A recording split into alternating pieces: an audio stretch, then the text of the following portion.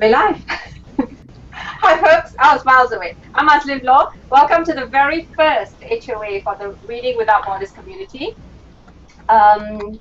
It's an initiative from the Big Fun Education Reading with Kids initiative on a one-to-one basis. Now, the mastermind behind this campaign is Annabelle Howard, and I'm now going to pass the virtual mic over to her. Annabelle?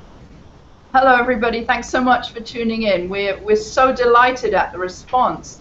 This was an idea I had about 4 weeks ago, and you never know if you're dreaming or if it's something that other people would like to dream with you. And it seems like we've got quite some momentum here. I couldn't be more thrilled. I'm a co-founder of Big Fun Education, and we're a non-profit, and we're dedicated to creating sociable learning experiences with measurable outcomes, which is a bit of a mouthful. Basically, we like to see kids using social media, having fun, thinking, talking, communicating, and we have a bias towards the arts, but we're not against the sciences. So we would like to encourage reading across the curriculum through this, and can't wait to tell you more about it. But let me tag Forrest Stone, who will introduce himself. Hello. I'm Forrest Stone and co-founder of Big Fun Education. In the interest of full disclosure, Annabelle and I have worked together on many projects in the past, including 2 children. We're married. We started Big Fun Education with what we call a motivational learning community. We gamified the test prep for the kids in Connecticut taking the Connecticut Mastery Test, which has now passed into history and been, superseded by the Common Core. But it was a tremendous project and very community-oriented. I think one of the things we really were able to do with it was to positively affect the cultures within schools who used the program. We had about 70,000 paid subscriptions to this from schools all around Connecticut, and just so you know, the results were that about 70% of the kids using the program accelerated in their growth on those scores faster than the average for the state for their grades, while in the same demographic groupings, only 40% of kids were accelerating faster than state averages. So it's a very big differential that we were able to achieve. And some of the same principles that we applied there and learned there are very germane to Reading Without Borders. It's all really about motivating kids, giving them the feeling that what we want them to learn as educators is stuff and skills that they should care about and that they do come to care about. Our basic theory is that there is the only kind of learning is, or rather, teaching doesn't really happen unless learning happens. And learning only happens within a person. So you've got to get the kids to want to learn and to commit to their learning, and then the rest of the game is pretty easy. So, and one of the things that, of course, is lacking is that sort of one-to-one correspondence with kids, because teachers are overwhelmed. Class sizes are crazy now. I've seen first-grade teachers walk into a computer lab that I was leading with 30 kids, 36-year-olds. It's very difficult to give that many kids the personal attention they really need, particularly when they don't have support at home. So that's the basic idea. Absolutely, I agree. Thanks so much for that, Forrest. We're going to go on to Alex now. Alex, if you can tell us a little bit about yourself. Oh, sure. I always like talking about myself. Where do I begin? I am a graduate student at Kent State University. Most people on Plus know me as Glass, and I've come to be known as 2 things: Glass in the Class and SEO-wise. I do Glass in the Class with my own students, so I'm a graduate student as well as a teacher. I teach 3 courses a semester in human communication, just the introductory course, and I've incorporated Glass into my classroom as much as I can. And Annabelle was like, wear glass because it'll make reading look cool. And I was like, that's the first time anyone has said it looks cool, but okay. So that's me. I'm the voice of SEO Wise. We do a lot of things, mostly in the edutainment space. We're working on video and expanding Hangouts and all that jazz.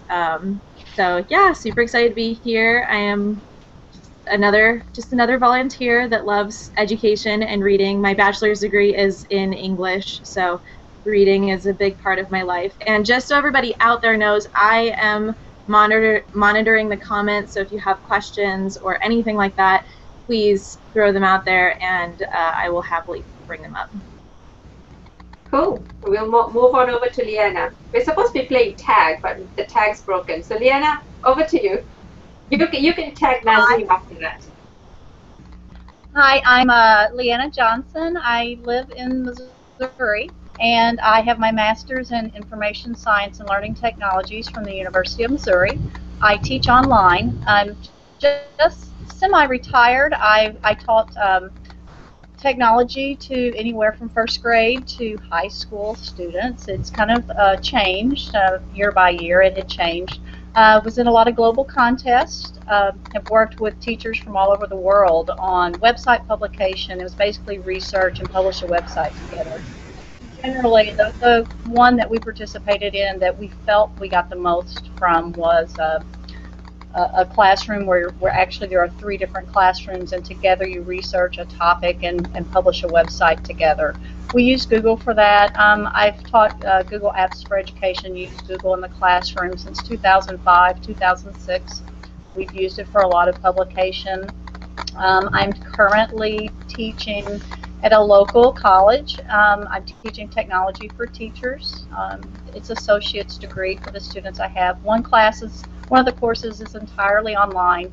The other course is face-to-face. So very comfortable in the online environment. I've done a lot of Hangouts and Skyping with people from all over the world as far as in the classroom setting with different students, Australia, all kinds of places. So I'm very comfortable and think that the one-to-one, the synchronous and asynchronous things that can be done using this type of format, I think is terrific. Excellent. And I'm supposed to tag someone, but I can't remember who I'm tagging as next. It's my turn. I'm Nazim Beltran. I live in Milan, Italy. Moved here in 1992, left the United States. And I have been drawn to this project because speaking with Azlin, she showed me a couple of posts about the whole concept, and I would love to volunteer some time to get involved in this project because I can speak Spanish. My Italian is a little bit like this, but I think I'm able to contribute to the project, and I find it to be very, very interesting, the fact of being able to integrate educational tools along with the technology today to be able to give kids another option, as what we were talking and discussing before, because I think it's very valuable technology. Great, excellent. Annabelle, I think let's go back to you because you are the boss lady here. You want to tell us how it's actually going to work. Alrighty then. I got the heavy lifting part, did I? How's it going to work? It's going to work because we're generous people on Google+. And we spread the word, and we opt in, and we help each other out. It's just part of the culture here.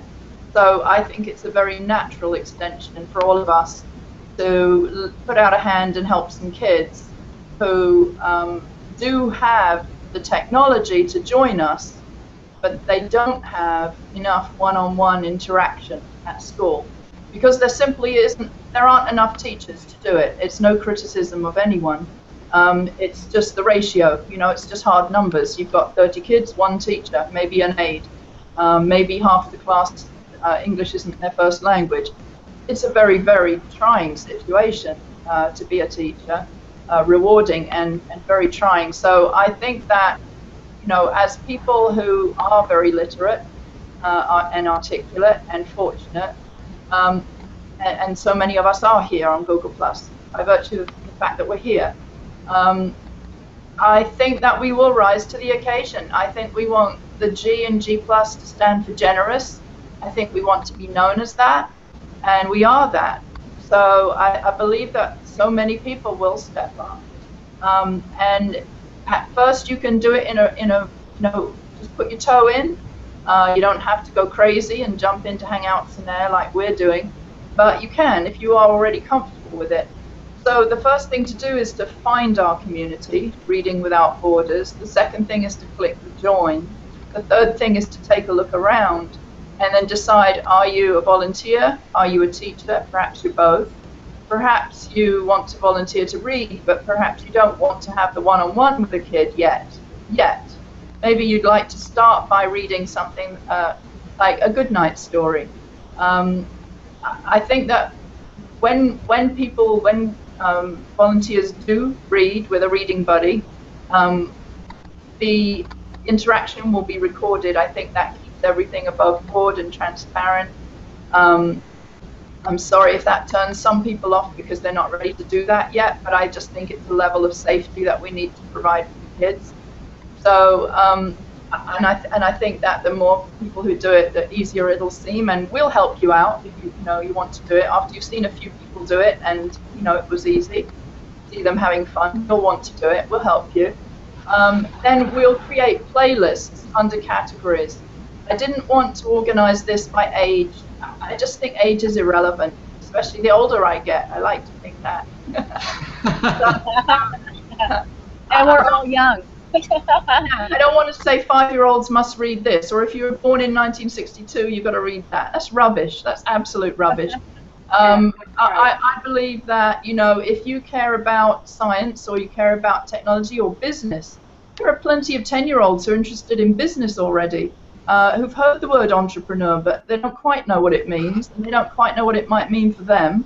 How absolutely life-changing it could be for them to read for 20 minutes about being an entrepreneur with an entrepreneur.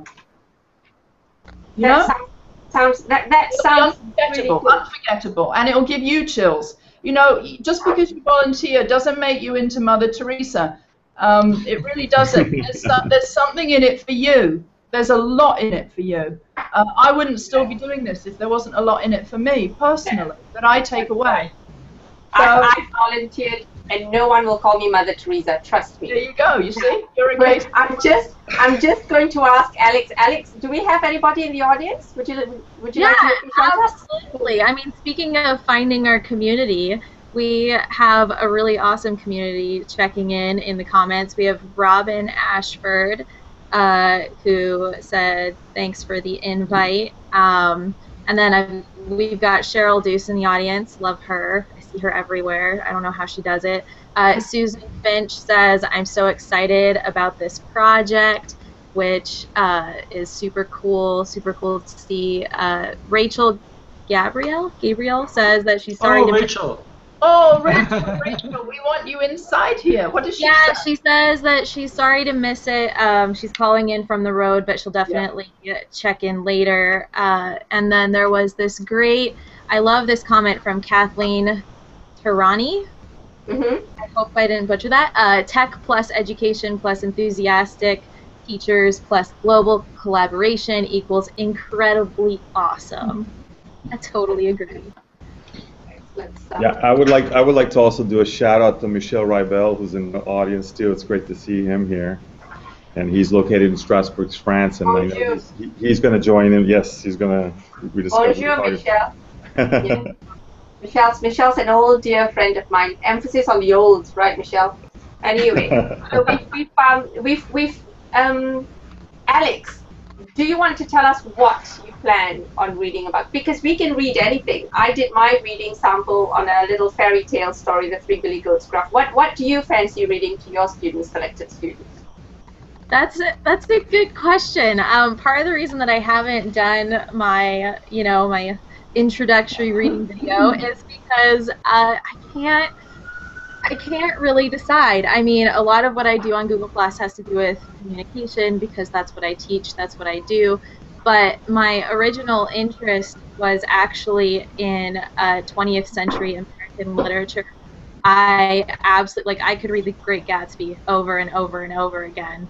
But I didn't appreciate it until I got to college, so I'm a little hesitant to read it as my piece of reading. So I don't know, I'm going back and forth, and then of course I've got the Google Glass, so I'm like, well, I could always take, you know, the tech route, or like kind of like sci-fi would work too.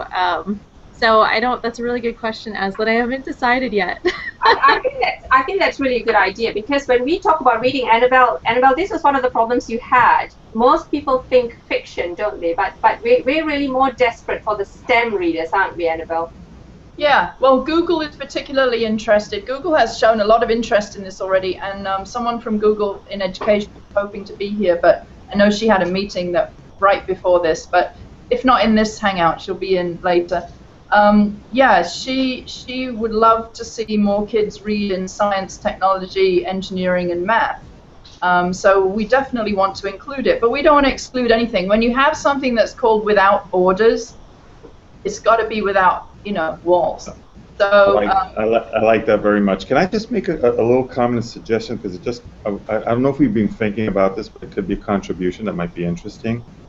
What's very interesting is that if we read documents online, once we have the HOA, which becomes on the YouTube channel, we can derive a podcast from that and create a podcast channel of all these books that we're going to be it textbooks, be it whatever, and have also that the user, apart from having possibility of getting a YouTube HOA reading process, he can also just go in and have them as a podcast. You know, and each one has its category indicating what it is, and this, I think, would be an additional benefit to the whole project. I agree. I think that's fantastic. We're going to need some help, you know, with people doing that and creating playlists. Yes. And you just volunteered for that job, Nazim. Can I be Mother Calcutta at the same time? No. Right, I think we've got a comment from Alex. Yes. I have a question from Susan Finch. I think it's an interesting one. If we read stories, is there a copyright issue we need to worry about if we show the books, or will hat tip and link to author and book be enough? I have a list of some favorites I love reading aloud. That's a great question. That's a great question. I put that out there. I got answers and links from David Amerland, and I talked with Google in education. So the answer is, because we're a non-profit and none of us are making any money out of this or any profit out of this, and because we're reading excerpts and it's for education, there really should be no issue with copyright. Excellent. So you can read what you like. Excellent. And I think I would like to, you know, partner with Scholastic or Amazon or one of these booksellers, because, you know, we're doing right by them, I think. You know, we're trying to make books hip. We're trying to breathe air into these pages and make conversations out of them, make them relevant. And kids might want to buy the books after they've read a little bit in a Hangout. Right. That's a good point. Next question I have is from Cheryl Deuce. So what is the best way for us to sign up to do this? Excellent. Step 1. Go, Cheryl. Community. Yeah, right? Shall I run it? Try and stay on topic. In bullet point, yeah, Annabelle, in bullet point. All right, let's see if I can do bullets. Find the community, Reading Without Borders. Click the red button, join the community. Decide if you're a volunteer or a teacher. Click that category. Describe yourself and your needs. If you're going to be a volunteer, say what kinds of things you love to read about, you love talking about. And then if you want to go up a level as a volunteer, record yourself. Oh, here comes another professor. We got our professor here. Roxanne, in and out. Hang on. Yes, there she is. Hi, Roxanne. Thanks for joining us. Sorry I'm late. That's okay. That's cool. You look very sci-fi. It obviously come from another dimension. Fine. My board land. I'm just running through, seeing if I can do bullets, and then we'll have you introduce yourself. So just go up a level by, if you can, by recording yourself reading just maybe 5 minutes even of something, because that's a good way for a teacher to get a handle on who you are, what your energy's like, if you would be a good fit with a particular student. And it's another screening, to be honest. So do that, post it under volunteers, and that's sort of the way to showcase yourself. And then just be active in the community. And when people make posts, you know, try to extend the conversation. So that's, is that good? Is that bullets? Does that? Yeah, that's fine. I'm also writing it down in the comments section. Right, let's say hello to Roxanne, shall we? Hi, everyone. Hi, Roxanne. Do you want to tell us a little bit about yourself and why this appeals to you? Sure. I work at a university, and I'm an educational technologist, and I have students. And before that, I was actually teaching computers many years ago, and at an elementary level, and I've been working at a high school, and I just love being with children of all ages. And I think and I'm in a library right now supporting library technologies, and I think the literacy with what Annabelle, what you've done is amazing. It's actually bringing literacy global to everybody, and it's unique, it's creative, it's something we need to all do. Whatever we can get our hands on that, the content that we choose, we can get around that with reading what you posted for links to the public domain works, or what we write ourselves if you read. It's fantastic to just go ahead and dive in and read. I look like ridiculous reading online, but I think it's worth a try. I think it's worth testing the waters to see if we could really put ourselves out there, and if it works, and we could really tweak it into doing whatever we can, putting it into podcasts like you just said, Forrest, or maybe just keep having a YouTube channel, and whatever, however it develops, we just have to go with it and try. Of course, the fringe benefit of that is that I've told my 6-year-old now, right, Mommy's not going to put you to sleep. I'm just going to put my HOA on, reading 3 Billy Goat Scruff, and you can go to sleep. That's the fringe benefit. Mommy gets 3 times everywhere. Well, thank you.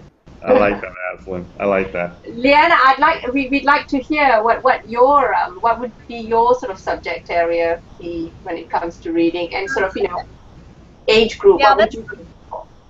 Something that Annabelle and I had talked about at a previous Hangout was the fact that I do have students that are they're working on their associate degree, and education, and they're turning around and becoming straight from a student into the teacher position and using technology is something I want to incorporate with my students as part of their training using technology.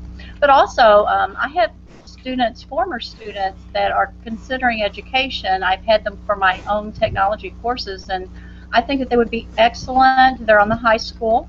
One's a junior and one's a sophomore, and I think that they would really enjoy reading to other students, of course, younger students. At the small school that I taught previously, this is something that we did. We called them, I was at a parochial school, and we had chapel families.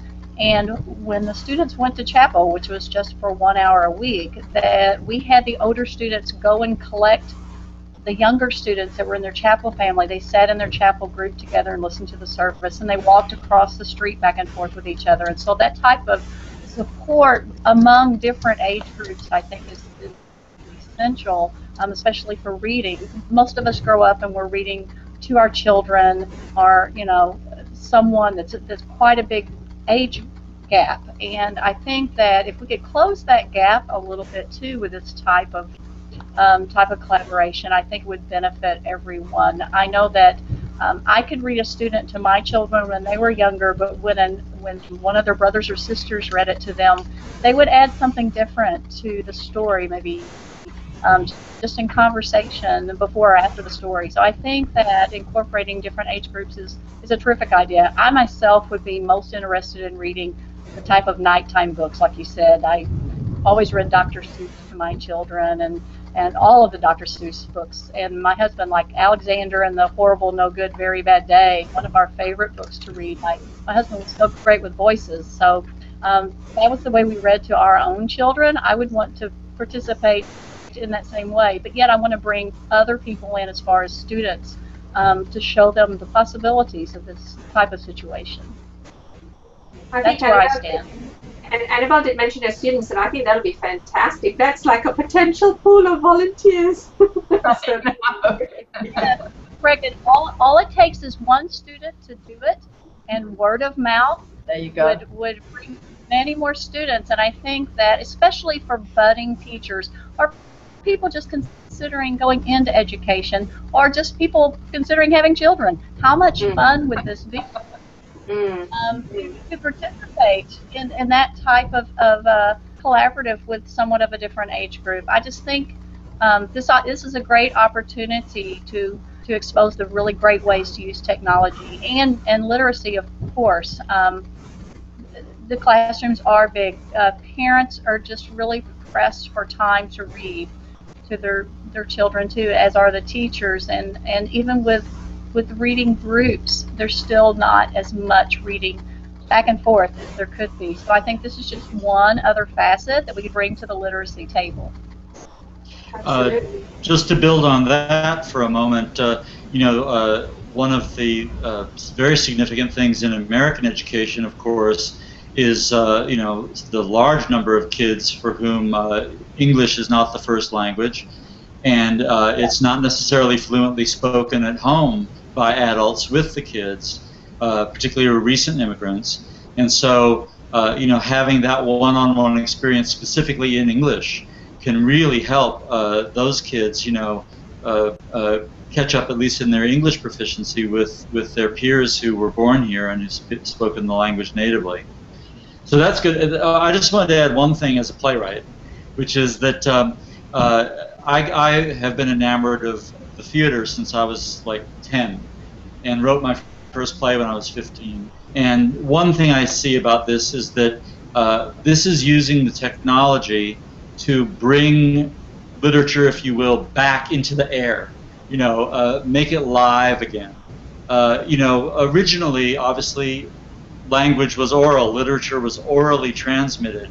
Large bits of memorization were possible through rhyme and other patterns. And to bring the sophistication of the written word back into the air and into kids' ears is incredibly valuable. And kids don't get enough practice speaking in a structured way and getting their mouths to form around well-crafted language. It's so important. I mean, the neuroscience on this is extensive, and it's something that's badly neglected in public K-12 education in America. And unfortunately, even though the Common Core, for example, mentions drama more frequently than it mentions either fiction or nonfiction. The drama is mentioned 50 times in the standards as opposed to something like 30 times for fiction and 20 times for nonfiction. Nevertheless, in practice, very few K-12 teachers have an extensive systematic theater background, and that inhibits the growth of listening and speaking skills, which is the foundation of language skills. So my parting shot, I have a meeting at 3:30, but my parting shot is to say that I'm just excited that this brings that, and of course what I would be reading is great speeches, because the great speeches in dramatic literature can be set up so well. You can tell a kid, look, when this character says this is what's happening all around it. You can make that really try to come to life for them. And so I think that's sort of my angle on this, as well as, of course, working on the nonprofit. Not so much of reading, but really of storytelling, of bringing out the emotions of the storytellers from way back, since the Renaissance years when they were on stage, and And there's now, I'm working on another project that has to do with looking at the neuroscience that is well established that the human brain really organizes itself by narrative. Why do you think we dream in stories? Because the hardwired substrate of our brain is a narrative organization. It's not what we now think of as logic and syllogism. It's really evocative. It's patterns. It's the collision of emotions that really is how this stuff is put together. So this project can bring it all together in a tremendously exciting way. Wow. We got a great asset with Forrest as a team, can I tell you that? I think you're right. Okay, well, I've got to move on to another meeting. So it was great, and I look forward to hearing and seeing all you guys. I saw Azlin's already, with the Billy Goat Scruff and the puppets. I thought it was wonderful, the little toys. It's just fantastic. So now it's up to me. What am I going to read? Hamlet? Okay, bye now. All right. Bye, Forrest. Great. Nice meeting you. Take care. Annabelle, I believe you've got a question or something to address from Matt. Did Matt ask you to? Oh, right. This is an idea I had actually when I was talking with Leanna about, how is this going to progress? Okay, so we imagine that you've done all the steps. You're in your Hangout with your reading buddy. Then what? My thought is that you will have had a Hangout with the teacher, perhaps off air, just to check in with each other, make sure everything's cool. And perhaps the teacher will say, oh, here's a student who needs help with this, or loves this, or has an interest in this, and I have no clue anything about it, but you look like you know about it. So, you'll talk together and you'll find the first reading. And after that first session, my thought is, because we want the kids to take ownership of this. This is not just bobblehead adults going on and on again at them. We want them really to invest in this. And we want to have a level playing field where we switch roles with them in a very genuine, authentic, I know authentic, we shouldn't be saying that word on Google+, right? Sorry. Genuine way, honest way with them, with full of respect, where the second meeting, which will be the next week, the student has thought about what you read to them and the conversation that followed, and they've done some critical thinking, and they've made a connection with another piece of writing. And they're going to bring that piece of writing to the Hangout to read to you. And you are going to really listen to them. And you are going to respond to what they brought to you. That is fantastic. And it's going to be a really respectful exchange that probably will take both of you to places that you didn't expect to go. A very sincere, real encounter. I've seen this happen in Google Hangouts. I've seen all miracles happen in the one-on-one, which is why I want to focus on that. And I think that we'll all be surprised and enriched. And I think that then it will just evolve into a little mini unit. There'll be 4 readings, hopefully. I think we need I would like to see, I can't tell anybody what to do, try as I might. But I think that I'd like to see a minimum unit of 4 readings. So 2 that you would bring, 2 that the student would bring. And that will generate a little unit of connected reading. And then, as you said, Nazim, wouldn't that make a lovely little series in a podcast? Yep. For other people to listen to, for the student to play back, for the student to share with mum and dad, or a sibling, or grandma, or something. And for the teacher to look at, because sometimes kids do extraordinary things when they're not with the teacher. And it can be very healthy for a teacher to see that child with another adult. You can get a window on that child that you weren't capable of getting, because we can't all be everything, to a child. I agree.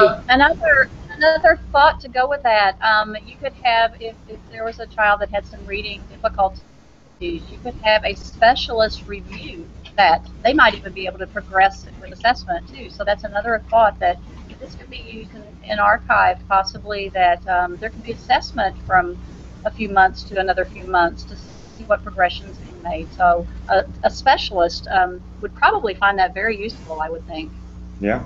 That's an interesting. We've got a question from the audience, Alex. Yes, we do, from Cheryl Deuce. Can we do this as a couple?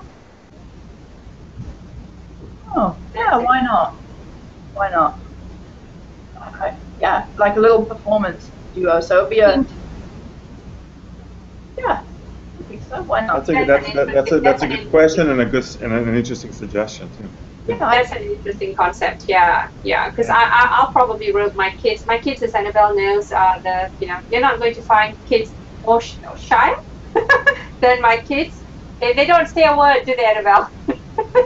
No, they certainly engaged. They certainly engaged in the Hangout with the Scottish actress I remember very well. Yeah, that was. You see, this is we've had first-hand experience of being read to, if you can call that a reading, because we had this Macbeth Goes Social that Annabelle organized for those of you out in the audience, and we had kids in Italy, did we, Annabelle? Yes, I saw that. Yeah. We had kids in Argentina and my kids here in the UK. And Danielle Farrow went through a scene, just a few lines, but just hearing her talk the language of Shakespeare. Even I am a Shakespearean teacher in another life before I had kids. But just to hear her, saying those words, my kids absolutely enjoyed it. It really, really was an unbelievable experience for them. Azlin, now that you bring that up, that's when I saw that with Macbeth. That's why the continuation on this, that's how I got hooked into here, and I said, I want to participate. Oh, I love that. That's nice. That's nice that you felt it with clarity. Danielle Farrow again. I want to also put a word out there that we are looking for partners, we are looking for sponsors, we are looking for grants. If anybody's clever at digging up grants, or if their company has a foundation, I would think publishing companies might like this. We want to partner with you. We're a genuine 503, whatever it is. 503, what is it? This is when I need the husband. I assume, I have a question. I assume we would start out with English first of all, or can we openly invite people and start with other languages? Do what you like. There's all sorts of categories there, and some of these stories, like Say Goodnight Moon. I don't know if that's been translated and it's very popular all over the world, but in the Goodnight stories, let's have it in 25 languages. So excellent. You listen to that story in a different language each time. Why not? Another question from Alex. Yeah, Susan Finch asks, what are taboo topics? Religion, politics, what else? Good question. Well, that's a good question. Very good question. For anybody in education, you already sort of have the sensibility. So if you don't have that sensibility of what's appropriate with different age groups in a public sort of forum, then definitely ask the teacher. If you would like to read something about I don't know what. I was in a hangout with the Met, and they've got the most fantastic resources. They've got essays, brilliant essays, all illustrated that we can use. Talk about artwork, and they were showing me beautiful things about Islamic artwork. So lack of material we will not have. No, and somebody else, actually a teacher, an American teacher in South Korea, is putting together a shared Google Doc with all sorts of suggestions by topic, publicly available things online that we can use to start with if you like. But as far as appropriateness, if you haven't been in the school, you don't really know the difference between an 8-year-old perhaps and a 10-year-old. So talk to the teacher. The teacher will love it. They'll appreciate it. Send a quick message. I'm thinking of reading this. Is that appropriate? Do you have any problem with that? I can't speak for every teacher. And you also have to think about what's your intention behind it. What's your angle if you have a follow-up conversation. My goal here is to give the students more voice. When it's your turn to read, please read. That's fantastic. As Forrest said, stories back in the air. But then our job will be to create what's called that grandmother effect, where just having that kind presence that's reliable encourages you to say things, start talking and sharing and thinking out loud. And so much happens without you having to make leading questions or terribly clever questions. Give the kid confidence. Make the kid visible. Make the kid feel like an individual who is, in an important stage of development, and that you're there to listen as much as anything. So that's my feeling about it. I think that's how it'll work the best, and I think that's how the kids will love it and want to do it again. As far as appropriateness, just talk to the teacher. Can I chime in? Yeah. I have a question on, and you probably covered this while I was at lunch with my students who are leaving for graduate school, but it's on privacy as far as their ages, Internet Privacy Act. What ages are we going to be able to read to children? I think does anyone have any ideas? Because I really care about it. If we do an HOA on air, they have to be older than 18 years old, from what I gather, to participate in the HOA. Where is that? Is there a URL for that? What did you say, Nazim? What age? I think 18. We participated in HOAs. My youngest is only 6, and he's been in an HOA. And okay. But I remember when they call you in, there's an 18-year limit. I think we have to check. I mean, if you've done it, then it must not be a problem. I think it boils down. I think essentially, Annabelle, and I know you probably figured this out. I think it just goes back to the teacher. The teacher will have to get the permission from the parents. Are you okay with the kids being online? So I think that's how we're going to work. I mean, I'll double check it with my Google in Education person. But in my experience, and I've been doing one-on-one hangouts with kids already. Through Macbeth Go Social, but in my experience, every school has its own media policy, and the parents are asked to sign media releases, usually at the beginning of the school year, which is why we can't really get this running through the schools until probably mid-September or Okay, yeah, that's another good point. I wanted to ask about the time frame for this project. Is in regards to, we're looking at September probably to get it or prior. The sign-up period now, I would imagine. Yeah. Right. Yeah, we've got over 100 teachers, and if you imagine every teacher having 10 students who would like this, imagine how many volunteers we need. I have a sponsor. I've got a grant to do 2 more plays in the series, the digital play series, and these are for kindergarten, first grade, second and third. And it's a bank, it's a regional bank that's given me a grant for it, and I was on the phone with them the other day. And I said, I can't go around one by one, like knocking on doors and trying to get, I haven't got time. There's got to be a better way. And I said, I need a company or 2 or 3 or 10 that encourage their employees to volunteer. And she said, oh, well, we do that, Annabelle. Okay, we have a comment. Alex, could you bring up Linda Lindsay's comment if you can see it? Otherwise, I'll read it out. Yeah, absolutely. Linda Lindsay says it's 13, I believe. You can get around that by having a teacher sponsor the child for younger ages.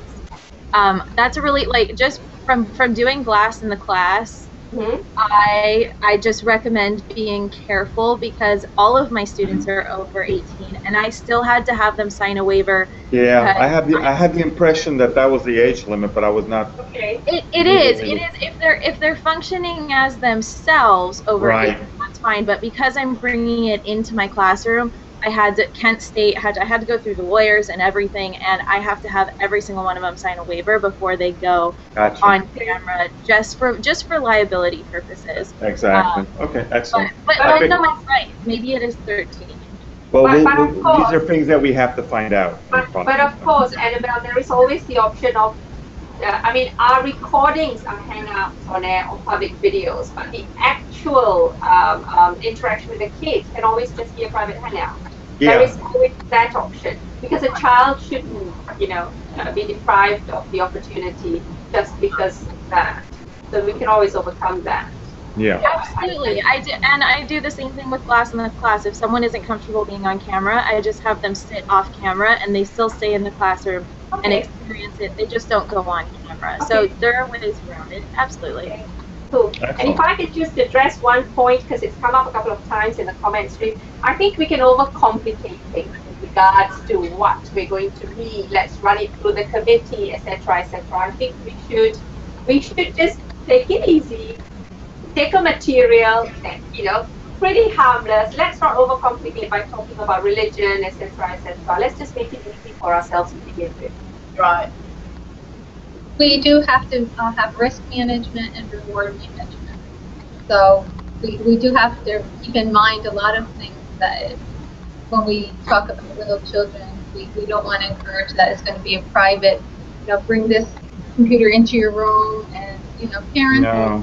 We really need to think about everything, keep a lot of things in mind, Yeah, the legal, all the potentially legal implications that might happen. Anyway, yeah, we can discuss that when we're off air. We'll discuss that when we're off air. So, Annabelle, I think, any last words, Annabelle, before we go? Oh my goodness, last words. Never any last words. I've always got. For today, I'll rephrase myself. Just for today, any last words? Well, I want to read next. I do have a few last words. Funny you should say that. All right. So yeah, to begin with, I mean, we have to get this off the ground slowly. It's not all going to happen overnight. We've all got different talents. We've all got different levels of comfort, with this kind of thing. If we like the general idea, we don't all want to do the same thing. And I've got lots of ways for everybody to help. Believe me. Starting with the logo. I mean, is that nutty logo? I mean, I just took clip art and I thought it was all right because I saw it as the world getting out of a box.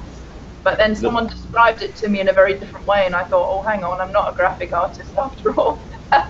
So if anyone wants to contribute a little bit of graphic art for the logo, or if people like it, that's good too.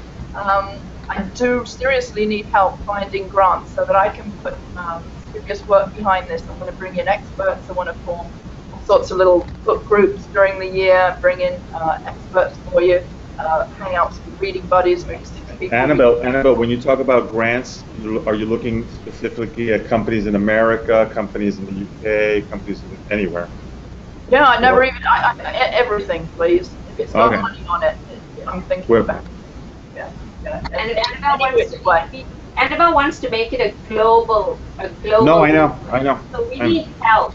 Big Fun Education, Annabelle's organization, is a non-profit organization. So we need your help. Companies, businesses, individuals. If you know someone who wants to get in there, if you're a publisher, think of how much benefit you're going to get out of this. So come and join us, support us, help us make this a success. That's what Annabelle wants to say. That's what we would all like to say to you. Yeah, because without that, it's going to fizzle, isn't it? Opportunity lost. So let's not let that happen. Let's make it happen. We have the will, we have the tools. It's all free. We've got the kids. We've got the team. Who's going to be reading next? Pardon? Who's reading next? I've got requests coming in for Jack and the Beanstalk and Sleeping Beauty. Fantastic. I would read those coming in. Oh my word. So I think we're waiting for Alex to dust off and Dr. Susan do a reading. Right, Alex? Yes, Annabelle has asked me, so I'll hound you at the start of next week if we haven't seen one yet. So let's all do that. Who's next? Nazim, we're expecting a reading from you, and one from you. Ooh, can I just say one other thing? When Nazim mentioned being in Italy, and I think, Azlin, you told me something about him being in a cathedral and testing something. Milan. And I suddenly thought, we could combine what John Butterell has sort of pioneered in terms of the virtual photo walk, and combine that with reading and do site-specific readings. I mean, if there's a poem about, a particular place, and you can read it in the place, how awesome is that? So that Dante is very big here in Italy. Is Absolutely. it? So we need to do a test with your phone, Nazim. I wasn't in the other day, so we'll need to do a test. I'm doing one tomorrow for Casa Chiesi. Okay, cool. So cool. Yeah, we're doing mobile tomorrow, testing me and Wayne Nix. Cool. So all right. We're on top. We're on top of it. It's fantastic. Maybe we can get some student ambassadors at the universities. There's so many ways we can get on it. Right. Excellent. Good project for them. To curate, I mean, within each topic, we'd like people to take it on to curate that topic and keep the conversation alive and encourage comments, because, it's a one-on-one hangout, but then everybody can see it and comment, and kids can get experience of commenting and keeping a thread relevant, etc., all those things. So we need someone to, spark that and keep modeling it. Okay, that sounds good. Annabelle, shall we sign off? I think we can sign off. If anybody wants to join us in the green room afterwards, I guess we could, as a way to post the link. And doing it now. we'll hang out for a little bit longer. We definitely haven't thought it all through yet because we're not funded, you know.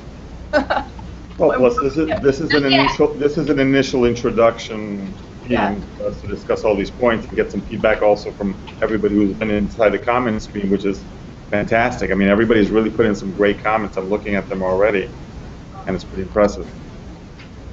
Yeah, I mean, this is a very generous place. It's a very empowering place, and I have confidence that a lot of good people are going to come forward and help us out here.